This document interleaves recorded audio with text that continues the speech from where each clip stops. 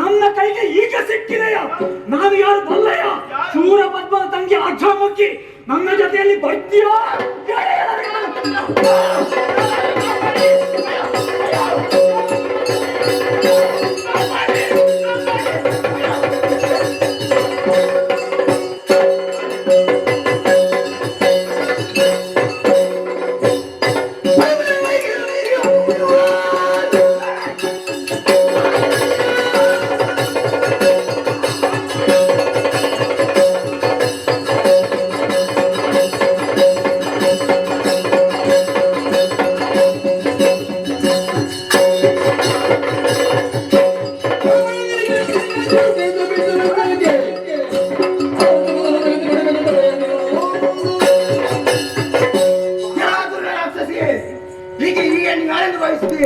ಇಂಗಡ ಮಾಡಿದಂತ ಸತೀದೇವಿ ಈಕೆಯನ್ನು ಬಯಸ್ ಬೆಳೆದಕ್ಕೆ ಮುಂದಾದ್ಯಾ ಒಳ್ಳೆಯ ಮಾತ್ರ ಬಿಟ್ಟರೆ ಸರಿ ನನಗೆ ಕೈಯನ್ನು ಕಳಿತೇವೆ.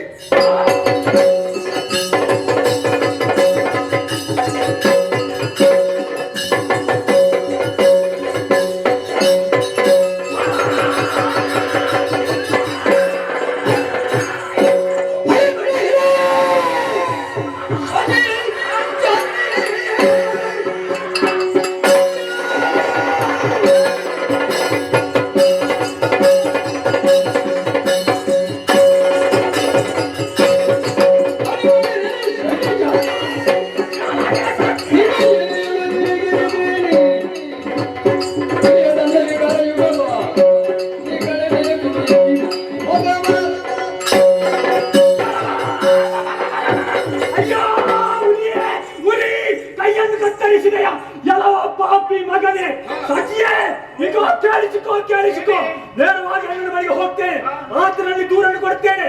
ಈಗ ನಿನಗೆ ಸರಿಯಾದಂತಹ ಸ್ವಾಸ್ಥ್ಯವನ್ನು ಮಾಡದೆ ಹೋದರೆ ನಾನು ಹೊತ್ತದ್ದು ಮೊಲೆಯಲ್ಲ, ಹುಟ್ಟದ್ದು ಸೀರೆಯಲ್ಲ, ಕಟ್ಟಿಕೋ ಆಚರಣೆಯಲ್ಲಿ ಕಟ್ಟು ಹೋಗ್ತೇನೆ ನನ್ನ ಬಳಿಗೆ.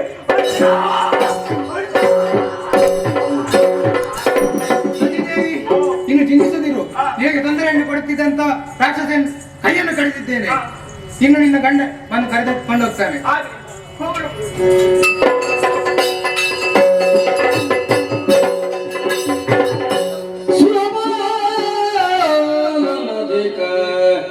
ದುಃಖಿಸುತ್ತ ಹೊರಮರುತ ಭರದೇಹಿ ಶ್ರೀಕಾಶ ಫಲ ಕೈತೆ ಶಂಕರನ ಚರಣ ಕಮಲವನೇಕ ಭಕ್ತಿ ಜೋ ಭಜಿಸುತ್ತ ಕಾಂತಿ ಜೋ ಕಂಡೆನು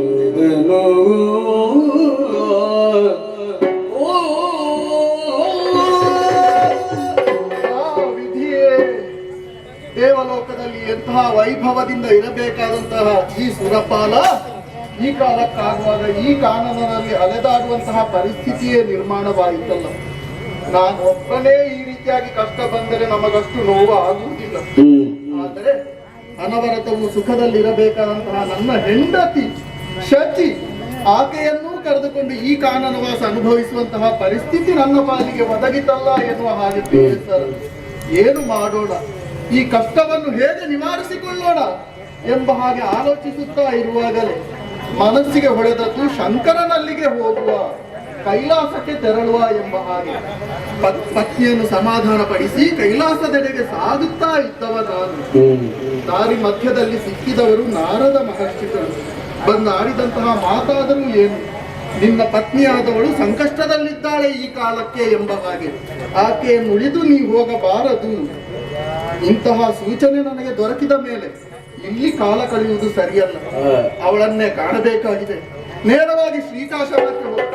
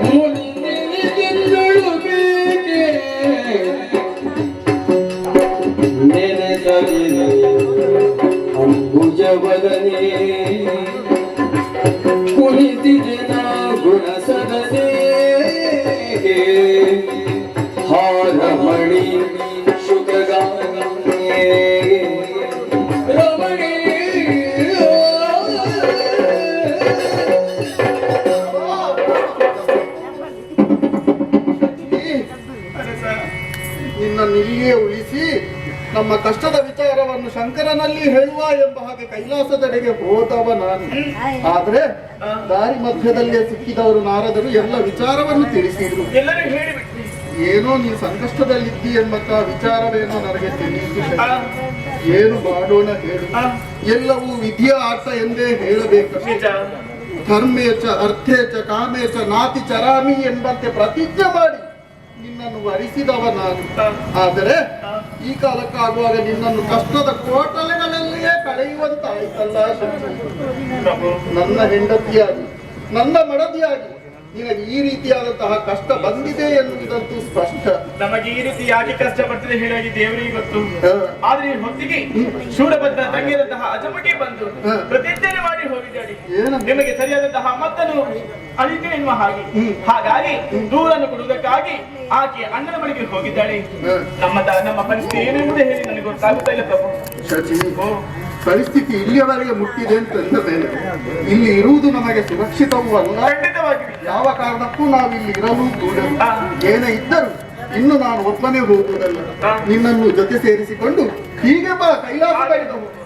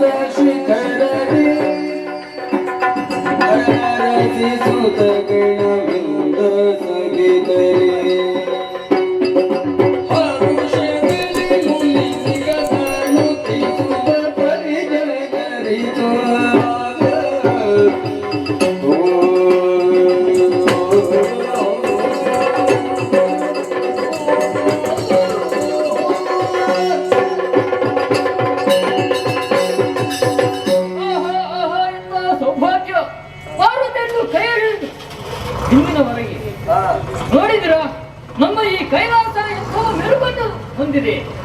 ಅದಕ್ಕೆ ಹೇಳುವುದು ದಾಂಪತ್ಯ ಜೀವನಕ್ಕೆ ಕಾಲಿರಿಸಬೇಕು. ಇಲ್ಲದೆ ಹೋದ್ರೆ ನಾನು ಎಲ್ಲಿದ್ದೆ? ಕೈಲಾಸನ ತಪ್ಪಲಿನಲ್ಲಿ ತಪಸ್ಸನ್ನ ಆಚರಿಸ್ತಾ ಇದ್ದೆ, ಅದರಲ್ಲಿಯೇ ಇದ್ದೆ. ಆದರೆ ನನ್ನ ಮದುವೆಯಾದ ಬಳಿಕ ಲೋಕ ಕಲ್ಯಾಣವಾಯಿತು ನೋಡಿ. ಮುನಿ ವೃದ್ಧವೆಲ್ಲ ಸೇರಿದ್ದಾರೆ, ಸ್ತೋತ್ರಾದಿಗಳನ್ನು ಮಾಡ್ತಾ ಇದ್ದಾರೆ, ಜನಗಳೆಲ್ಲ ನನ್ನನ್ನು ಕೊಂಡಾಡ್ತಾ ಇದ್ದಾರೆ. ಭಕ್ತ ಸ್ತೋಮ ಹರಿದು ಬರ್ತಾ ಉಂಟು, ನನ್ನಿಂದ ಆಶೀರ್ವಾದ ಪಡೆಯನ್ನು ಬೇಡ್ತಾ ಉಂಟು. ಆದರೆ ಅದೇನು ಆಸನ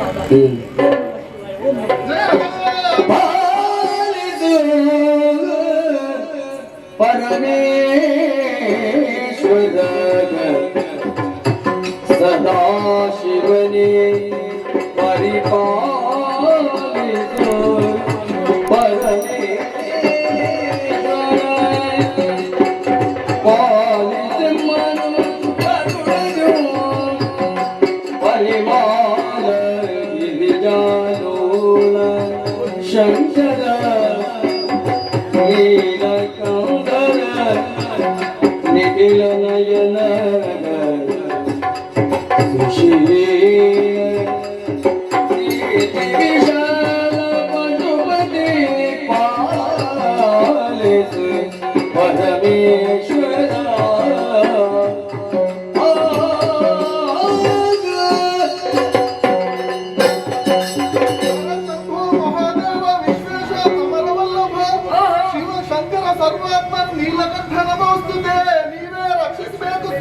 ರಕ್ಷಿಸಬೇಕು. ಇಂದ್ರ, ದೇವ ನೀನು ಈ ರೀತಿ ಬರುವುದು ಹೊಸತ್ತಲ್ಲ. ಹಾ.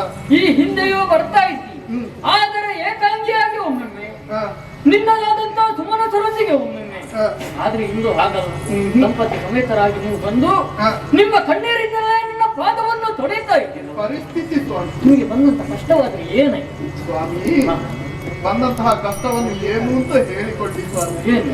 ವೀರ ಮಹೇಂದ್ರಪುರದ ಅರಸ ಹಾ. ಶೂರಪದ್ಮ ಹಾ.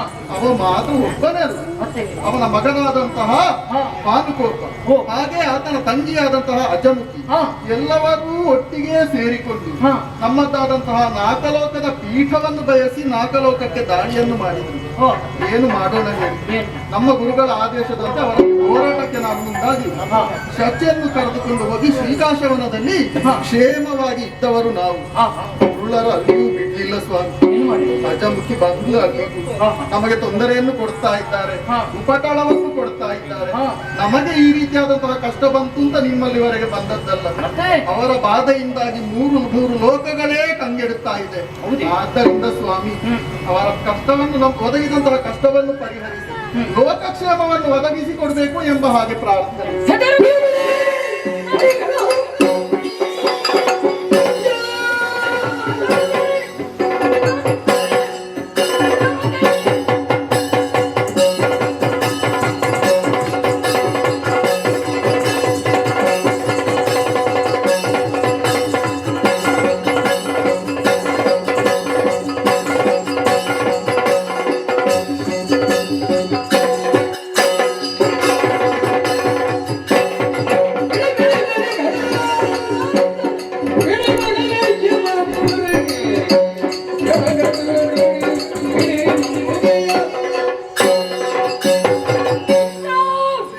ದುರುಳರ ಬಾಧೆಯಿಂದ ನೊಂದೆಯ ಹೆದರದರು ಲಯಕರ್ತೃ ನಾನು.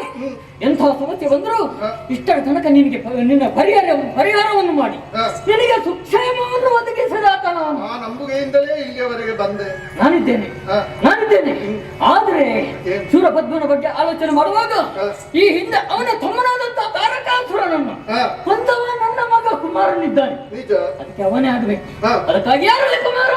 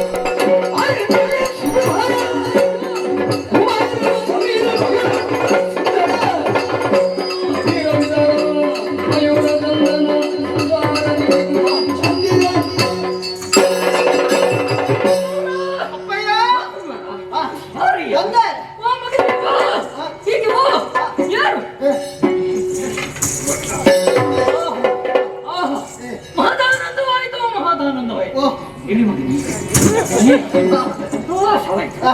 ನಾನು ಕಳೆದ ಕ್ಷಣ ಏ, ಏನು ಏ, ಯಾವುದನ್ನು ಲೆಕ್ಕಿಸದೆ ಓಡೋಡಿ ಬಂದೆಯಲ್ಲ, ನಿಜ.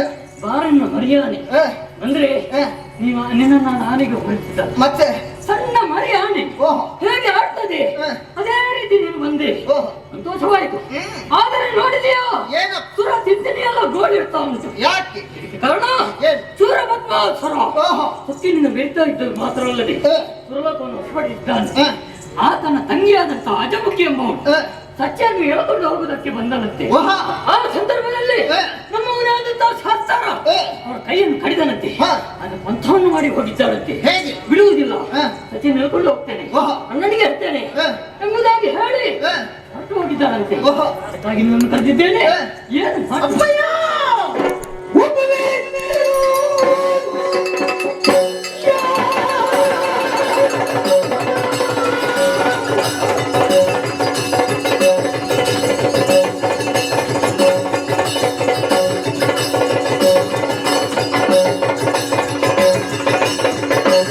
ಅಂತೆಯೇ ಎಲ್ಲರನ್ನೂ ಕೂಡ ಹಸ್ತಗಳನ್ನೆತ್ತಿ ಅಭಯವನ್ನಿತ್ತು ಲೋಕದಲ್ಲಿ ನಮ್ಮ ಎಲ್ಲರನ್ನು ರಕ್ಷಿಸುವಂತಹ ಒಬ್ಬ ವೀರನಾಗಿದ್ದಾನೆ. ಕಾಲ ಹಿಡಿದವರನ್ನು ಎತ್ತುತ್ತಾನೆ ಅಂತ ಅಷ್ಟೇ ಅಲ್ವ? ಬೇರೆ ಏನು ಅಲ್ಲ. ಅವ ಮಾಡಿದಂತಹ ವಿಶೇಷ ಕಾರ್ಯಭಾಗ ಏನು? ಅದಲ್ಲ, ಇಲ್ಲಿ ಕೇಳು. ಮುಕ್ತಿದಾಯಕರು ಯಾರು? 4 ಮಂದಿಗಳಿದ್ದಾರೆ ಪ್ರಪಂಚದಲ್ಲಿ. ಬ್ರಹ್ಮ, ವಿಷ್ಣು, ಮಹೇಶ್ವರರು. ಅವರು ಕೊಲ್ಲುವುದಕ್ಕೂ ಸೃಷ್ಟಿಸುವುದಕ್ಕೂ ರಕ್ಷಿಸುವುದಕ್ಕೂ ಕರ್ತವ್ಯವುಳ್ಳವರು. ಅಷ್ಟಕ್ಕೆ ಅವರಿದ್ದ ಮೇಲೆ ಇತಿಯಾಕೆ? ಜಗದಂಬಿಕೆ ಇದ್ದಾಳೆ. 4 ಮಂದಿಗಳು. 5ನೇಯವನಾದವನು ಇವನೇ ಶರಾಣನು. ಇವನು ಕಾರ್ಯಸಿದ್ಧ. ಇವನು ಕೊಲ್ಲುವುದಕ್ಕೆ ಶಕ್ತನು, ಬದುಕಿಸುವುದಕ್ಕೆ ಶಕ್ತನು. ಆದುದರಿಂದ ಲೋಕದಲ್ಲಿ ಎಲ್ಲರನ್ನೂ ಕೂಡ ಅವನ ಪಾದಕ್ಕೆ ಬಿದ್ದವರನ್ನು ಕಷ್ಟದಿಂದ ತೊಳಲಾಡುತ್ತಿರುವಂತಹ ಯಾರೇ ಆಗಿದ್ದರೂ ಕೂಡ ಅವರನ್ನು ಹಿಡಿದೆತ್ತುವುದಕ್ಕಾಗಿ, ಧರ್ಮದ ಉದ್ಧಾರಕ್ಕಾಗಿ, ಅಧರ್ಮದ ನಾಶಕ್ಕಾಗಿ ಧರಿತ್ರಿಯಲ್ಲಿ ಹುಟ್ಟಿಕೊಂಡಂತಹ ಒಬ್ಬ ವೀರಕುಮಾರ. ಇನ್ನೇನಾದ್ರೂ ಉಂಟು? ಉಂಟು. ಏನದು ಅವರ ಬಗ್ಗೆ ಗೊತ್ತಿಲ್ವ ನಿಮಗೆ? ತಾರಕನೇನಾದು ಕೇಳುವ ತಾರಕನೇನಾದ ಪೇಳುವ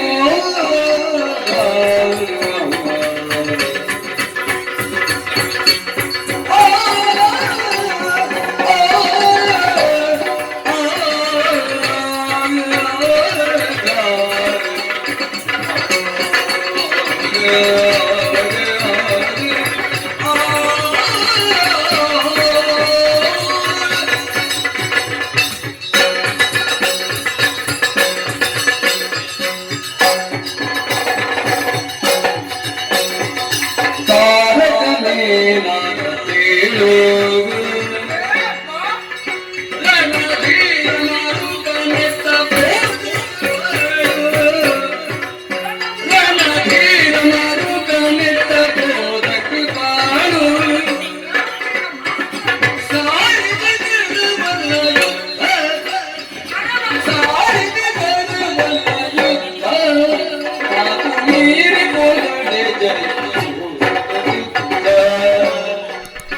ಮಾತು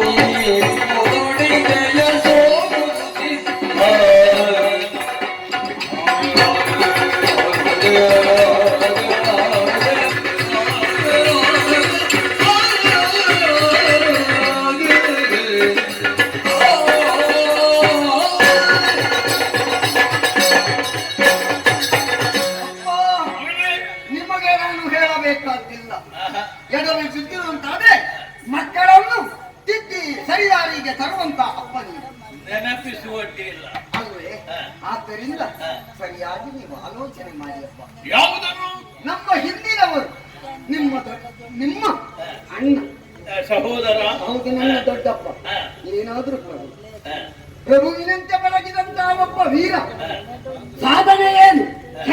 ಬ್ರಹ್ಮದೇವನಿಂದ ಅಜೇಯವಾದಂತಹ ವರವನ್ನು ಪಡೆದು ಕಟ್ಟ ಕಡೆಗೆ ಎಲ್ಲಿಯೋ ಇದ್ದಂತಹ ಪಾರ್ವತಿ ಪರಮೇಶ್ವರರು ಒಂದಾಗಿ ಆ ಮೂಲಕವಾಗಿ ಹುಟ್ಟಿದ ಮಗುವಿನಿಂದ 6ನೇ ದಿನದಲ್ಲಿ ಅವರ ಮರಣವಾಯಿತು. ಏನು ಮಾಡುವುದು ಮಗ?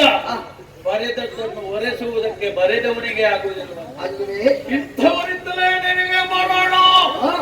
ಪೂರ್ವ ನಿರ್ಧಾರ ಇದ್ದ ಮೇಲೆ ಆ ಹುಡುಗ ಕೊಂದದ್ದು ಅಂತ ಗ್ರಹಿಸಬೇಡ. ಸಕಲ ಸವ ಚರಾಚರ ಜೀವರಾಶಿಗಳಿಗೆ ಕೂಡ ಆ ಬದುಕನ್ನು ಅಲ್ಲ ಜನ್ಮವನ್ನು ಕೊಡುವಂತ ಬ್ರಹ್ಮದೇವ ಬರೆದಿದ್ದಾನೆ ಅಂತ ನೀವು ಹೇಳುವುದು ಸರಿಯಾಗಿ ಆಲೋಚನೆ ಮಾಡಿಯಪ್ಪ. ಯಾಕೆ ನೀವು ಬದುಕಬೇಕು, ಅದಲ್ಲದೆ ಇಲ್ಲಿರುವಂತಹ ಜನರೆಲ್ಲರಿಗೂ ಕೂಡ ಮುಂದಕ್ಕೆ ಬದುಕಬೇಕು ಅಲ್ಲವೇ? ನಿಮ್ಮಲ್ಲಿ ನಂಬಿದವರು ಅದೆಷ್ಟೋ ಮಂದಿಗಳಿದ್ದಾರೆ ಅಲ್ಲವೇ? ನಿಮ್ಮಿಂದ ಕೈ ತುತ್ತನ್ನು ತಿನ್ನುವಂತ ಅದೆಷ್ಟೋ ವೀರರು ಇವತ್ತು ದೊಡ್ಡ ಬೆಳೆದವರಾಗಿ ನಿಂತು ಆ ಮೂಲಕವಾಗಿ ಪ್ರಭು ಏನನ್ನು ಹೇಳುತ್ತಾರೆ ಎನ್ನುವಂತಹ ನಿರೀಕ್ಷೆಯಲ್ಲಿದ್ದವರ ಎಲ್ಲ ಬದುಕು ಒಂದು ಪಾಲಾಗಿ ಹೋಗುತ್ತದೆ. ಏನು ಮಾಡುವುದು ಅವರ ಯೋಗ ಅಷ್ಟೇ. ಹಾಗಾಗುವುದಿಲ್ಲಪ್ಪ. ಆಗುವುದರಿಂದ ಅದೆಷ್ಟೋ ನಾರಿಯರು ಗಂಡನನ್ನು ಕಳ್ಕೊಳ್ತಾರೆ, ಅದೆಷ್ಟೋ ಸಣ್ಣ ಸಣ್ಣ ಮಕ್ಕಳು ತಂದೆಯವರನ್ನು ಕಳ್ಕೊಳ್ತಾರೆ. ಊರಾರ್ಜಿತ ಏನು ಮಾಡುವುದು? ಅಪ್ಪ, ನಿಮ್ಮಿಂದಲಾಗಿ ನೀವು ಹೋದಾಗ ಅನ್ನದಾತ ಒಬ್ಬ ಹೋಗುತ್ತಾನೆ, ನಾವು ಹಿಂಜರಿದು ಇಲ್ಲೇ ಇರುವುದಲ್ಲ ಎನ್ನುವ ಹಾಗೆ ನಿಮ್ಮ ಬೆನ್ನ ಹಿಂದೆ ಅದೆಷ್ಟೋ ಸೇನೆ ಬರ್ತದೆ. ಹಾಗಿದ್ರೆ ಅವರನ್ನೆಲ್ಲ ನಂಬಿದಂತಹ ಮಡದಿಯರು, ಮಕ್ಕಳು, ಅಜ್ಜಂದಿರು, ತಾತಂದಿರು, ಅಕ್ಕ ತಂಗಿಯರು, ಬಂಧುಗಳು, ತಾಯಿಗಳು ಎಲ್ಲರೂ ಕೂಡ ಅನಾಥವಾಗಿ ಗೋಳಿಡುವಂತ ಕಣ್ಣೀರಿಗೆ ನೀವು ಹೊಣೆಯಾಗುತ್ತೀರಪ್ಪ. ಈಗ ನಿನ್ನ ಅಭಿಪ್ರಾಯ ಮತ್ತೊಂದು ಅಂತಾಯಿತು. ಹೌದು, ಯಾವುದದು? ಕಾರಣ ಉಂಟಪ್ಪ.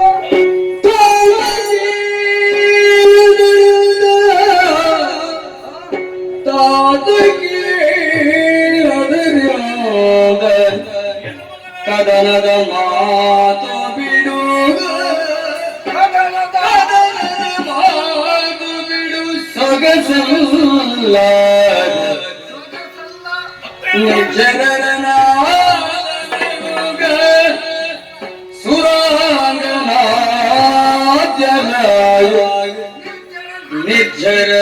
ನಿರ್ಜರನಾಥನನುಗ ಸುರಾಂಗನಾಥರ ಸಿರಿಯ ಬಿಡುತ್ತೀಗ ಭೂತಪದಿಯಾತ್ಮಜನ ಮರಿಗುಳ್ಳಾದನಪ್ಪನಿ ಜೊತೆಗೆ ಭೂತಪದಿಯಾತ್ಮಜನ ಮರಿಗೊಂಡಾದನಪ್ಪನಿ ಜೊತೆ ನಡೆಯುವುದು ನೀತೆ, ನಡೆಯುವುದು ನೀತೆ ಜನಗ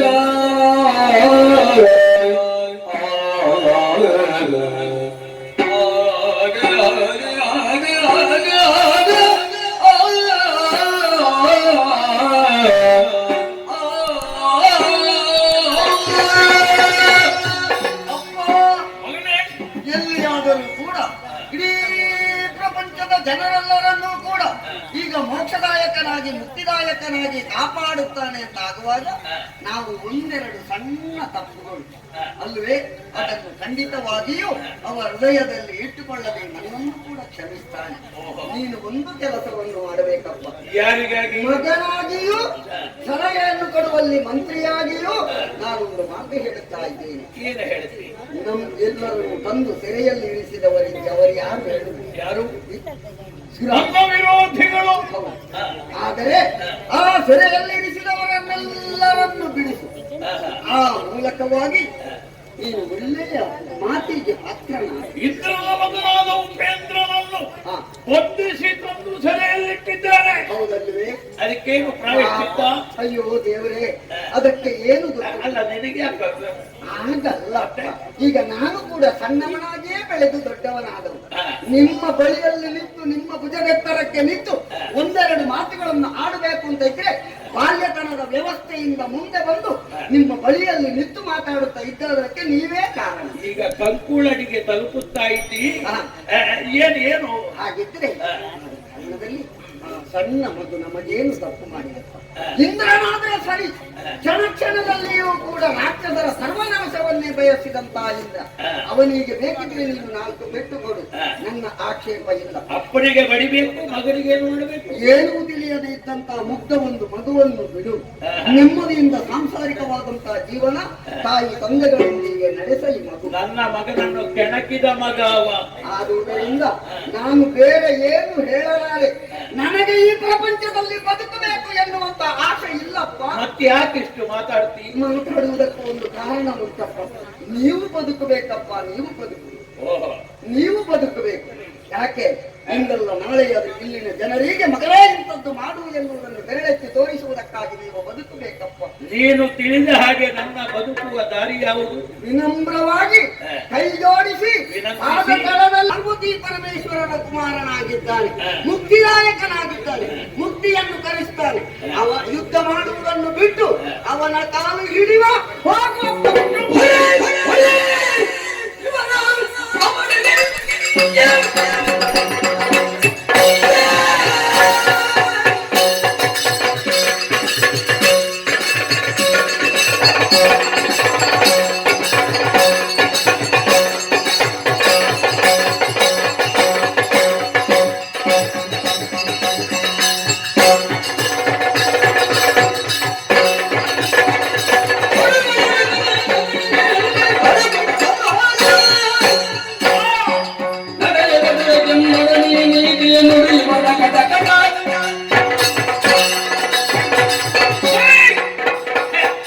ಪ್ರಾಣ ಹೇಳಿ ಯಾಕೆ ಕೈ ಎತ್ತಿ ಸುಮ್ಮನೆ ನಿಂತಿದ್ದೀರಿ? ಅವನ ತೆಲ್ಲಗೆಯನ್ನು ಬಾರಿಸಿ. ನನ್ನ ಮಗ ಅಂತ ನಿಮಗೆ ಮಮಕಾರ ಬೇಕಿದ್ದೆ ಬಾರಿಸಿದ್ರೆ ಅಪ್ಪಲ್ಲ. ನನ್ನ ಕರ್ಣ ಕುಡಿ ಅಂತ ನನಗೆ ಬೇಡವಾ? ಇಂಥವ ನನ್ನ ಮಗ ಆಗ್ತಾನ? ಇದು 10 ಹೆತ್ತವರಿಗೆ 1 ಹೆತ್ತವ ಹೇಳುವುದು ಅಧಿಕ ಪ್ರಸಂಗಿ. ಸಾಧ್ಯ ಇದ್ರೆ ಹೋರಾಡು, ಇಲ್ಲದಿದ್ರೆ ನೋಡೆ.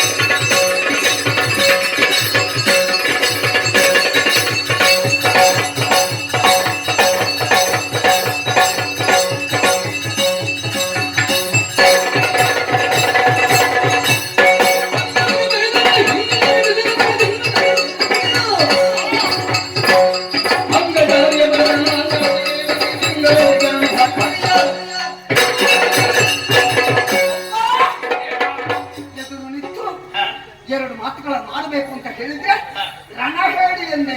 ಅದು ಏನೋ ಹೇಳಿದ್ದೀನಿ ನೀವು ಎದುರು ನಿಂತು. ಹೌದು, ಆ ಮಾತನ್ನು ಇನ್ನೊಮ್ಮೆ ಹೇಳಿದ್ರೆ ನನ್ನ ಮೇಲೆ ಆಣೆ ಉಂಟು. ಹೌದಲ್ಲ? ಅದು ನೀನು ತಿಳ್ಕೊಳ್ಬೇಕು. ಹೋಗನೆ ನನ್ನ ದಾರಿಯನ್ನೇ ಹಿಡಿತಿಯಲ್ಲರೇನು? ಅಪ್ಪ, ಮರಣವನ್ನೇ ಮಹಾನವಮಿ ಅಂತ ಭಾವಿಸುವ ಓಹೋ. ನಿನ್ನ ಮದ್ದಾದಂತಹ ಬೆವರ ಬೆಚ್ಚದಲ್ಲಿ ರಕ್ತವನ್ನು ಸುರಿಸ್ತೇನೆ. ಆಶೀರ್ವಾದ. ನೀನು ದಶಮಿಯನ್ನು ನೋಡಿ ಬಾ.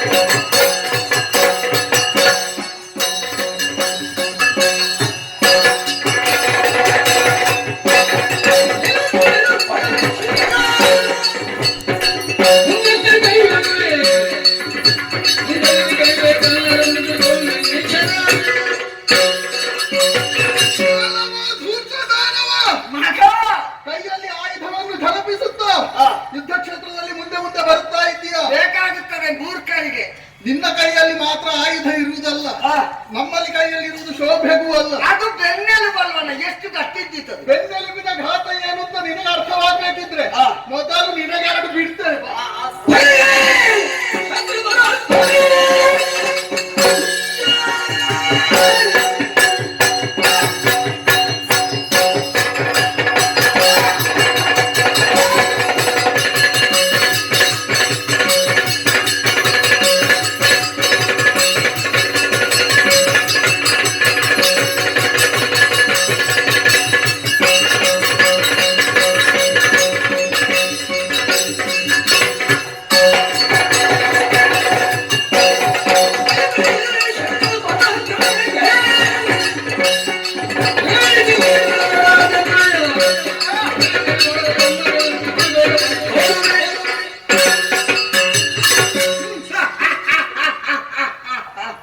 ಅಂತ್ಯಕಾಲಕ್ಕಾದಾಗ ಹೀಗೆ ನಿಮ್ಮ ಹಣೆ ಬರಹ ಯಾರಿಗೆ ಗೊತ್ತಿಲ್ವ?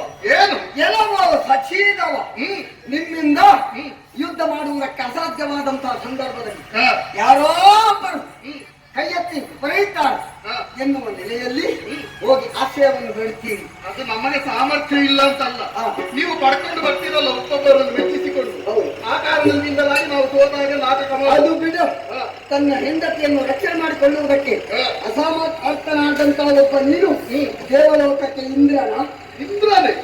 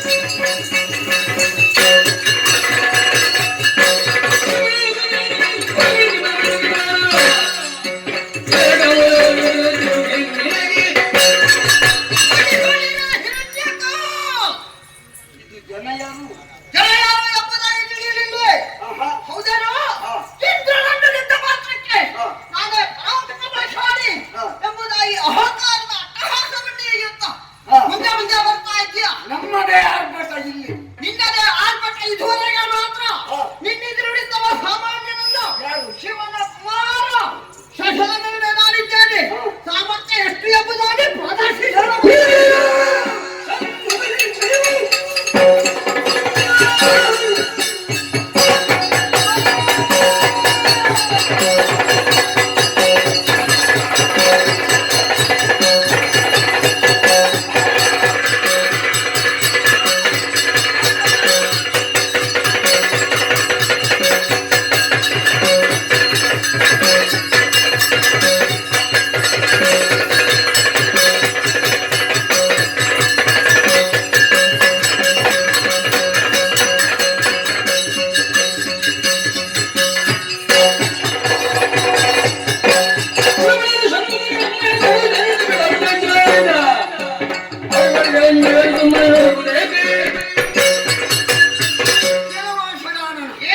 ನಿನ್ನನ್ನು ವಿರೋಧಿಸುವುದಕ್ಕಾಗಿ ಬಂದಂತಹ ನಮ್ಮ ಸಮಸ್ತ ಸೇನೆಯೆಲ್ಲವೂ ಕೂಡ ಜರಾಶಾಯಿಗಳಾಗುತ್ತಾ ಇದ್ದಾರೆ. ನಿಜ.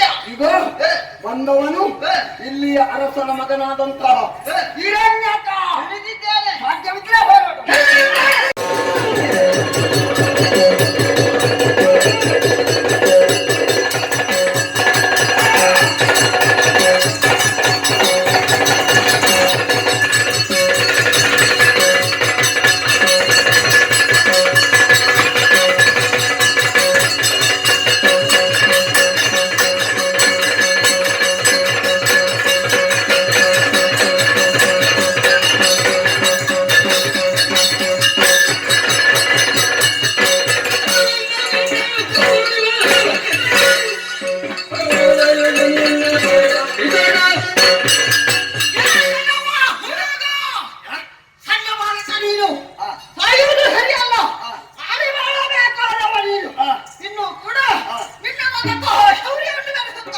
ಸಜ್ಜನಾಗಿ ಕೆಚ್ಚುಮಚ್ಚನಾಗಿ ಬರೆಯಬೇಕು. ಎಂಬ ಇಚ್ಛೆ ಇದ್ದ ಬುದ್ಧಿಯ ಮಾತನ್ನು ಹೇಳಿದೆ. ಆದ್ರೆ ನನ್ನ ಬುದ್ಧಿಯ ಮಾತ್ರ ನನಗೆ ಬುದ್ಧಿಯಾಗುವುದಿಲ್ಲ ಎಂಬುದಾಗಿ ಅರ್ಥವಾಯಿತು. ಇನ್ನೂ ಕೂಡ ಹೇಳ್ತಾ ಇದ್ದಾರೆ, ನೀನು ಯುದ್ಧಕ್ಕೆ ಜನರಲ್ಲ, ಜನವಲ್ಲ, ನಿನ್ನ ಅಪ್ಪ ಇದ್ದಾರಲ್ಲ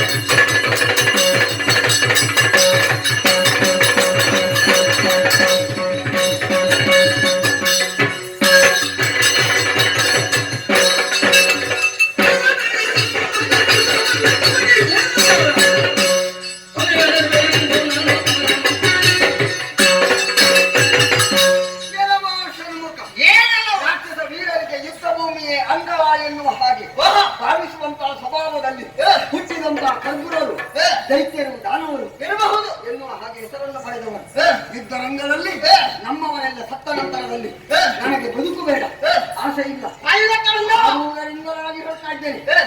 ಬಾಲಕನಾಗಿದ್ದರಿಂದ ಎಲ್ಲಿಯಾದ್ರೂ ಶಿಶು ಹತ್ಯೆ ತಡೆಯಿದ್ದು ನನಗೆ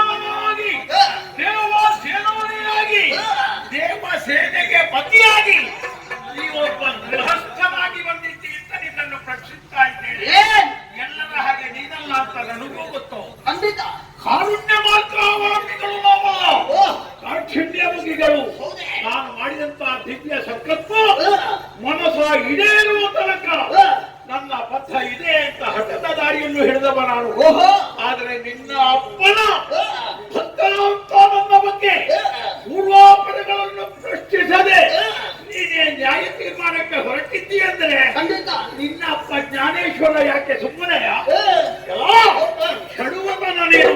ಇಂದು ಸಮರ ಕ್ಷೇತ್ರದಲ್ಲಿ ಮೊದಲಾಗಿ ಸಹೋದರಿಯಾದ ಅಜಮುಖಿಯ ಅವಮಾನ ಪ್ರಸಂಗಕ್ಕೆ ಒಂದು ರೂಪವಾಗಿ ನೀನು ಕಂಡುಕೊಂಡೆ. ಶಾಸ್ತ್ರ ಇರುವವ ಯಾರೋ, ನಾನೇನು ತಿಳಿಯದವನೇನು ಅಲ್ಲ. ಅವನ ಬಂದು ನಮ್ಮ ಅಸುರ ಸೇನೆಯನ್ನು ಜಾನಹಾನಿಗೊಳಿಸಿದೆ.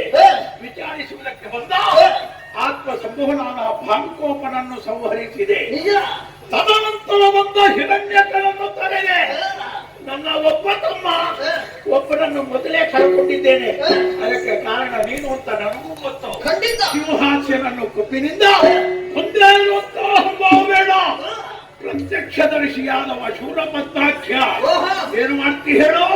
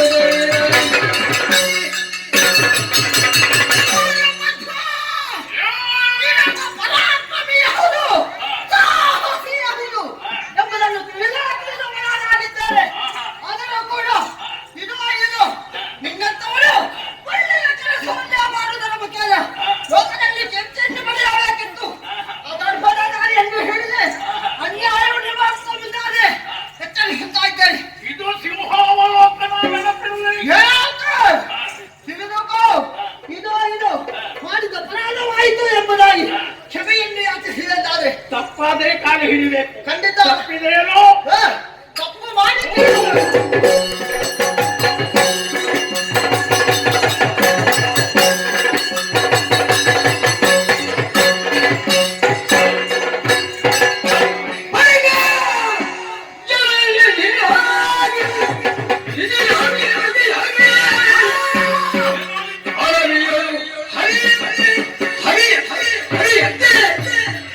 ತಿಳಿದು ನಾಗೇಶನು ಈಶನು ಈಶನು ಮೇಲ್ವೈದು ಭೇದಿಸಿ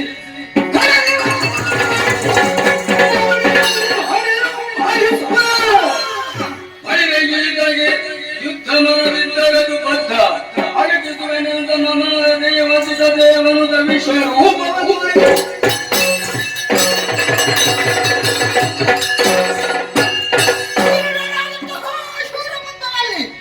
ಎಷ್ಟೇ ಹೋರಾಟವನ್ನು ಮಾಡಿದರೂ ಕೂಡ ಜಯಾಪಜಯದ ನಿರ್ಣಯವಾಗುತ್ತಾ ಇಲ್ಲ. ಹಾಗಿದ್ರೆ ಇನ್ನೂ ಕೂಡ ಯುದ್ಧಕ್ಕೆ ಮುಂದಾಗುತ್ತಾನೆ ಎಂದಾದ್ರೆ ನಾನು ಯಾರು ಎಂಬುದಾಗಿ ಅರ್ಥ ಮಾಡಿಕೊಳ್ಳಲಿಲ್ಲ. ನಾನು ಯಾರು ಎಂಬುದನ್ನು ಈತನಿಗೆ ತಿಳಿಯಬಡಿಸುವುದಕ್ಕಾಗಿ ಬಲಿಕಜನಿಧಿಯಾಗಿ ವಿಧಿಯಾಗಿ ಹರಿಯಾಗಿ ಅರಿಯಾಗಿ ರಾಕೇಶನಲ್ ಕೇಶನಲ್ ಈಶನಲ್ ತಾನೆಂದು ತನ್ನದಾದಂಥ ವಿಶ್ವ ವಿರಾಟ ಸ್ವರೂಪವನ್ನು ಪ್ರತಿನಿಧಿಸಿದನು.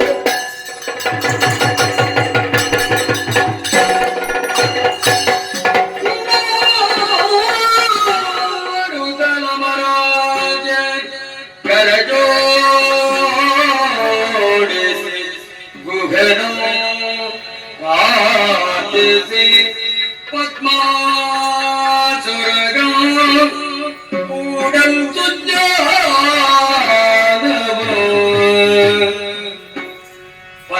ಪದ್ಮಾಸುರಗ ಕೂಡಲ್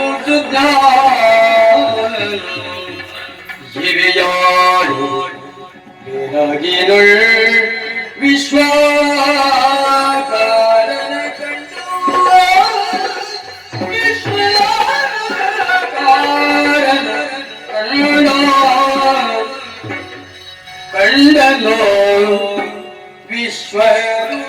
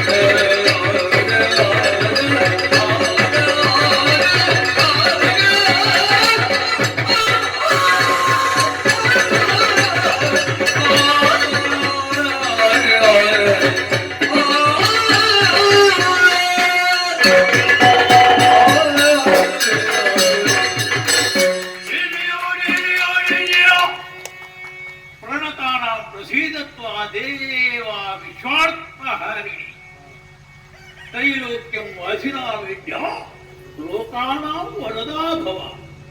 ವಿಶ್ವಂಭರನನ್ನು ಕಂಡೆ, ನದಿ ನದಗಳು ಗೋಚರಿಸಿತು, ದೇವಲೋಕವನ್ನು ನೋಡಿದೆ, ಪಾತಾಳವನ್ನು ಕಾಣಿಸಿತು.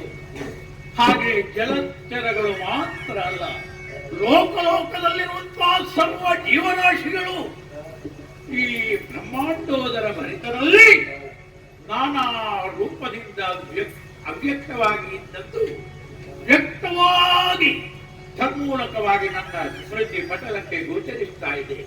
ನನ್ನ ಕಣ್ಣು ಯಾಕೆ ಹೀಗೆ ಮಂಜಾಗುತ್ತಾ ಇದೆ ಅಂತ ಭಾವಿಸಿದ್ರೆ, ಹೌದಪ್ಪ, ನನ್ನಲ್ಲಿ ಅಡಗಿದ್ದಂತ ಮೌಢ್ಯತೆ ಎಲ್ಲ ಕರಗಿ ನೀರಾಗಿ ಹೋಯಿತು.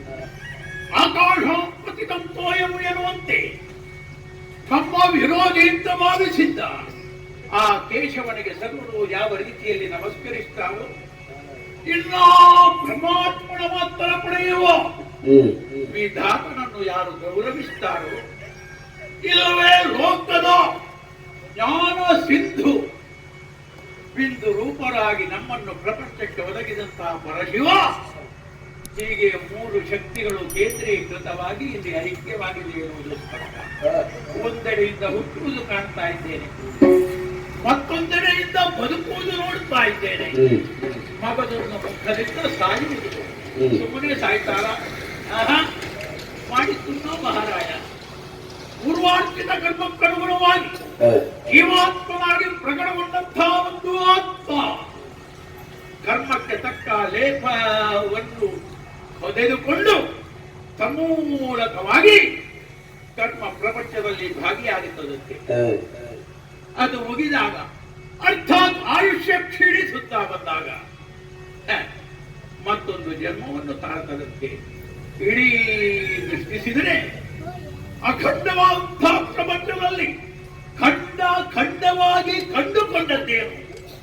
ಭೂಮಂಡಲ ವ್ಯಾಪಕತ್ವದಿಂದ ಕೂಡಿದ ವಿಶ್ವೋತ್ಪರನನು ನನ್ನ ದೇವರ ಮಗ ಎನ್ನುವ ಸದ್ಭಾವನೆಯಿಂದ ಷಡಾನನಂ ಬುಕ್ಕು ಮರತ್ತವರ್ಣಂ ಮಹಾಮತಿ ಮಯೂರ ವಾಹನ ಸುರಸೇವಿಯರತ್ನಂ ಹೀಗೆ ನಾನಾ ಮುಖದಿಂದ ಕೊಂಡಾಡ್ತಾ ಇದ್ದದ್ದು ನೆನಪಾಗುತ್ತಾ ಇದೆ. ತಾರಕನ ಹೆಂಡತಿ ನನಗೆ ಯಾಕೆ ವಿರೋಧಿ ಗಂಡನನ್ನು ಕೊಂದವರನ್ನು ಪೂಜಿಸ್ತಾ ಇದ್ದಾಳೆ ಅಂತ ಭಾವಿಸಿದ್ದಕ್ಕೆ ಅನುಭವಿಸಿದ್ದೀಗ ನಾನು. ಯಾವಾಗ ಕಣ್ಣಾರೆ ಕಂಡಿದ್ದೇನೋ, ಎಲ್ಲ ಬದುಕು ಶಾಶ್ವತವಾದದ್ದನ್ನು ಕೊಡುವುದಿಲ್ಲ. ನಿನ್ನೆ ಇದ್ದವ ಇವತ್ತು ತೀರ್ತಾರೆ, ನಾಳೆ ಹೋಗ್ತಾರೆ. ಹಾಗಿದ್ದರೆ ಶಾಶ್ವತವಾದದ್ದೇನು? ಮಗ ಮೊನ್ನೆ ಹುಟ್ಟಿದವಾದರೂ ಮುಕ್ತಿದಾಯಕ ಸುಬ್ರಹ್ಮಣ್ಯ ಅಂತ ಹೇಳಿಬಿಟ್ಟು ಮತ್ತೆ ಅವನಷ್ಟಕ್ಕೆ ಹೇಳಿದ್ದು ಕೇಳಿದೆ. ಶುನಕ ಬಾಲವನ್ನು ಕರೆಯುವನಕೆಯಲ್ಲಿ ಸರಿಯಾಗಿ ತೊಡಗಿದ್ದದ್ದು ಅಂತ. ಅದು ನನಗೇ ಹೇಳಿದ್ದು ಅಂತ ಗೊತ್ತಾದದ್ದು ಈಗ ಅಲ್ವಾ? ಅವ ಹೇಳದ್ದು ಒಳ್ಳೇದಾಯ್ತು, ಸಮ್ಮುಖದಲ್ಲಿ ನನಗೆ ಅರ್ಥವಾಗಲಿ ಅಂತ ಅವ ನನ್ನಿಂದ ಮೊದಲು ಅಲ್ಲಿಗೆ ತಲುಪಿ ನನಗೆ ಹೋಗುವುದಕ್ಕೆ ದಾರಿ ಮಾಡಿ ಕೊಡ್ತಾ ಇದ್ದಾನೆಂದರೆ ಇದರಿಂದ ಹೆಚ್ಚು ಏನೂ ಇಲ್ಲ. ಅನ್ಯಥಾ ಶರಣಂ ನಾಸ್ತಿ ತುಮೈವ ಶರಣಂ ಮಮ ತಸ್ಮಾತ್ ಕಾರುಣ್ಯ ಭಾವೇನ ರಕ್ಷ ರಕ್ಷ ಷಡಾನನ ಷಡಾನನ.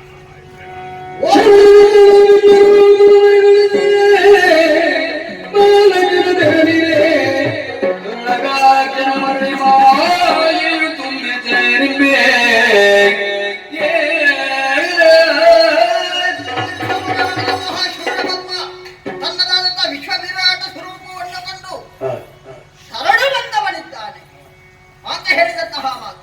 ಶರಣು ಬಂದವನು ವಿರೋಧಿಯಾದರೂ ಕೂಡ ವರಿಸಬಾರದು ಎಂಬುದಾಗಿ. ಹಾಗಿದ್ರೆ ಶರಣು ಬಂದವ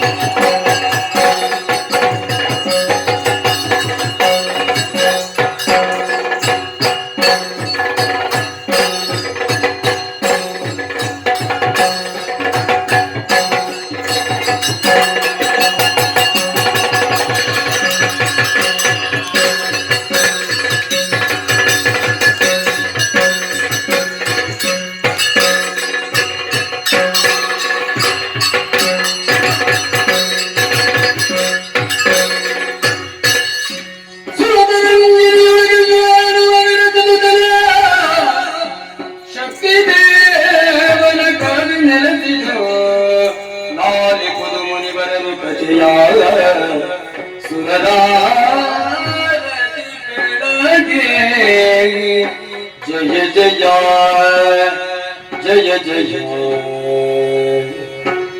ಜಯ ವಿನುತಾಗ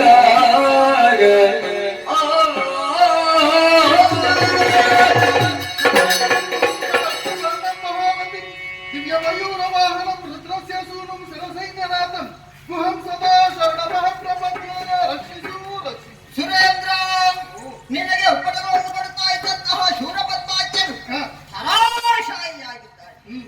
ಅವನನ್ನು ವಧಿಸುವುದಕ್ಕಾಗಿ ನಾನು ಪ್ರಯೋಗ ಮಾಡಿದಂತಹ ಶರಗಳೆಲ್ಲವೂ ಕೂಡ ಸುರ ತರಂಗಿಣಿಯಲ್ಲಿ ಬಿದ್ದು ತನ್ನ ಬತ್ತಳಿಕೆಯನ್ನು ಸೇರಿದವಿದ್ದಾವೆ. ಈ ಸಮಯದಲ್ಲಿ ನೀವೆಲ್ಲರೂ ಕೂಡ ಶರಣು ಶರಣು ಎಂಬುದಾಗಿ ಒಂದು ಪಾದಮೂಲದಲ್ಲಿ ಬಿಟ್ಟುಕೊಂಡವರಿದ್ದೀರಿ. ಸುಮನಸರಾದಂತಹ ನಿಮ್ಮವರೇ ಸುಮಾವೃಷ್ಟಿಯನ್ನು ಸುರಿಸುತ್ತಾರೆ. ಶುಭ ಸೂಚನೆ. ಹಾಗಿದ್ರೆ ತುರುಳನಾದಂತಹ ಶೂರಪದ್ಮನ ವಧೆಯಾದಂತಹ ಈ ಸಮಯದಲ್ಲಿ ಕರೆಗೆ ಮಂಗಳವಾಗಿದೆ, ಶುಭವಾಗಿದೆ ಎಂಬುದು ಸ್ಪಷ್ಟ. ಹಾಗಿದ್ರೆ ಇಂತಹ ಒಂದು ಕಥೆಯು ಇನ್ನು ಮುಂದೆ ಭೂಮಿಯಲ್ಲಿ ಅಚ್ಚಳಿಯದೆ ಉಳಿಯಬೇಕು. ಮಾತ್ರವಲ್ಲ, ಈ ಪುಣ್ಯ ಆಖ್ಯಾನವನ್ನು ಧರೆಯಲ್ಲಿ ಇನ್ನು ಮುಂದೆ ಯಾರು ಆಡುತ್ತಾರೋ, ಆಡಿಸುತ್ತಾರೋ, ಕೇಳುತ್ತಾರೋ, ಕೇಳುವುದಕ್ಕೆ ಅನು ಮಾಡಿಕೊಡುತ್ತಾರೋ ಅವರೆಲ್ಲರಿಗೂ ಕೂಡ ಸದಾಕಾಲ ನಾವು ನಂಬಿಕೊಂಡು ಬರುವಂತಹ ಶ್ರೀದೇವಿ ಕಟಕೇಶ್ವರಿ ಮಹಾಮಾತೆಯು ಮಹಾಗಣಪತಿ ದೇವರು ಆಯುಷ್ಯ, ಆರೋಗ್ಯ, ಭಾಗ್ಯಾದಿಗಳನ್ನಿತ್ತು ಕಾಪಾಡಲಿ ಎಂಬುದಾಗಿ ಬೇಡುವುದರ ಜೊತೆಗೆ ಈ ಕಥೆಗೆ ಮಂಗಳವನ್ನು ಹಾಡುವರೆ ಸಭಿಕರಿಂದ ಅಪ್ಪಣೆ ಬೇಡ್ತಾ ಇದ್ದೇವೆ. ಶುಭಂ